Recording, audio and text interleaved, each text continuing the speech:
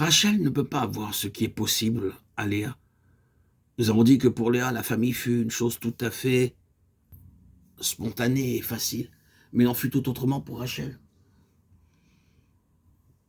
Quel désappointement après tout. Pour parler naturellement, aucun fruit n'est possible. Mais nous trouvons ici la merveille de la souveraineté de Dieu. Combien souvent la souveraineté de Dieu est représentée dans les Écritures par des choses naturelles et si fréquemment par cette chose particulière. Nous la retrouvons avec Sarah, avec Anne et avec d'autres, ici avec Rachel. Oui, Rachel aura des enfants pour finir, mais ils seront le résultat d'une intervention divine. Ils seront de Dieu dans un sens spécial, le résultat d'un acte de Dieu. Nous voyons combien Dieu s'en tient strictement à ses principes. Ce service réel, le service réel du Fils, ne peut jamais porter de fruits selon la nature. La vie naturelle ne peut produire aucun fruit spirituel, aucun fruit pour Dieu. Ce n'est que ce qui vient de Dieu qui est un fruit spirituel, le fruit du service spirituel. Nous nous souvenons de ce que Paul dit dans sa lettre aux Galates. « Mes enfants, pour qui je souffre de nouveau les douleurs de l'enfantement jusqu'à ce que Christ soit formé en vous. » Galates 4, 19. Les Galates étaient des enfants de Dieu, et Paul aurait pu dire « Vous êtes des enfants de Dieu, vous êtes sauvés, tout est bien. » Je regrette qu'il y ait ces choses malheureuses qui ternissent votre marche. Je préférerais qu'elles n'y soient pas. Mais vous appartenez cependant au Seigneur et tout est bien ainsi. Oh non, ce serait trop semblable à Léa, c'est trop facile. Il faut quelque chose de plus, et c'est pour ce quelque chose de plus de l'esprit.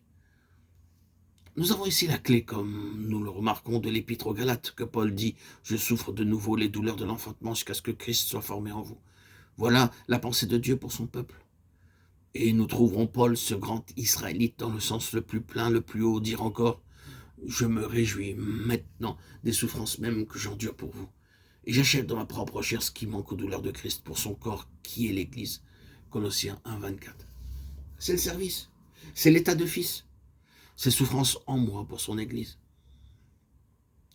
C'est le chemin de la vie, c'est l'opération de la loi de la vie. Nous l'avons montré simplement et sommes loin d'avoir épuisé ce sujet. La plénitude de Dieu doit être exprimée dans l'Église. C'est pourquoi la satisfaction de Dieu est concentrée dans l'Église. Tout réel service pour Dieu est ce qui cherche à assurer à Dieu ce qui lui est le plus précieux, c'est-à-dire l'Église. Et tout service pour Dieu commence par la soumission. La soumission est une chose que l'on trouve dans la maison de Dieu. C'est là que Dieu établit la loi de la soumission. Je dois être soumis dans la maison de Dieu, comme tout autre membre de la maison de Dieu. Il ne s'agit pas de la soumission de l'un ou de l'autre des membres plutôt que de celle des autres. Mais dans la maison de Dieu, nous avons à trouver notre place dans la soumission. Je ne puis pas, en tant que pasteur, agir plus indépendamment que les autres membres de la maison de Dieu. Nous trouvons la vie à mesure que nous apprenons à nous soumettre. S'il n'est pas vrai que nous sommes soumis dans la maison de Dieu, nous ne sommes pas dans le chemin de la vie, nous sommes dans le chemin de la mort. C'est la première loi du service. C'est en cela qu'est l'importance de l'Église, représentée localement.